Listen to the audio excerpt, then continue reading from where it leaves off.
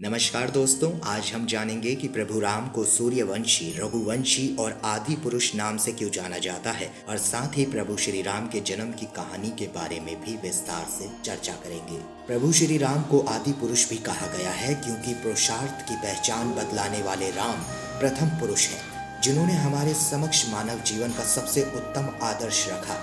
राम नाम की महिमा अनंत है। रामचरितमानस में गोस्वामी तुलसीदास जी ने इसका बहुत ही सुंदर वर्णन किया है। राम नाम से बड़ा कुछ भी नहीं, ये सबसे ऊपर है। सब देवों से बड़े भगवान आदि पुरुष राम भगवान विष्णु जी के 7वें अवतार हैं, जिनका जन्म त्रेता युग में अयोध्या के राजा दशरथ और रानी कौशल्या के घर हुआ था।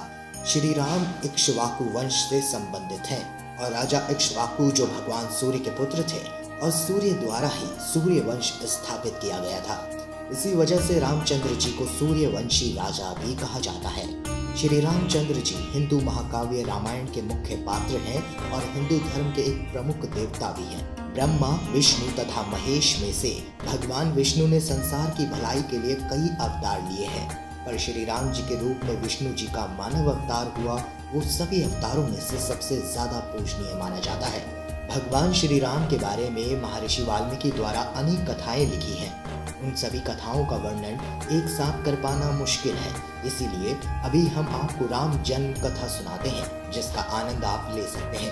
राम जन्म कथा इस प्रकार से है। ऋषि श्रृंगी के निर्देश अनुसार राजा दशरथ ने यज्ञ करवाया था।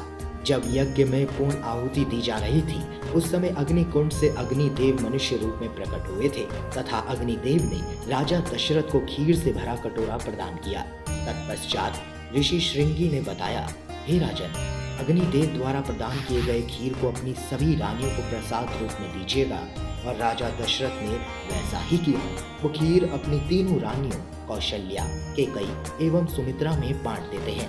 प्रसाद ग्रहण के पश्चात निश्चित अवधि में अर्थात चैत्र माह में शुक्ल पक्ष की नवमी को राजा दशरथ के घर में माता कौशल्या के गर्भ से राम जी का जन्म हुआ तथा कैकई के गर्भ से भरत एवं सुमित्रा के गर्भ से लक्ष्मण तथा शत्रुघ्न का जन्म हुआ। राजा दशरथ के घर में चारों राजकुमार एक साथ समान वातावरण में पलने लगे।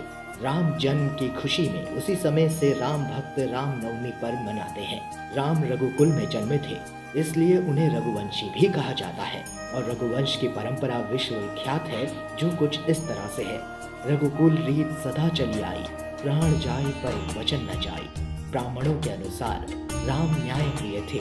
उन्होंने बहुत अच्छा शासन किया, इसलिए लोग आज भी अच्छे शासन को राम राज्य की उपमा देते हैं। राम नाम की ज्योत से अयोध्या नगरी आज भी जगमगा रही है। अयोध्या क्षेत्र के राम कथा संग्रहालय में सचित्र पांडुलिपियों, मूर्तियों, रामलीला व अन्य प्रदर्श कलाओं से संबंधित सामग्री आपको देखने को मिलेंगी। इस राम कथा संग्रहालय की स्थापना वर्ष 1988 में तुलसी स्मारक भवन अयोध्या में की गई, जहां देश विदेश से इस संग्रहालय में आकर सभी राम भक्त आध्यात्मिक तृप्ति पाते हैं।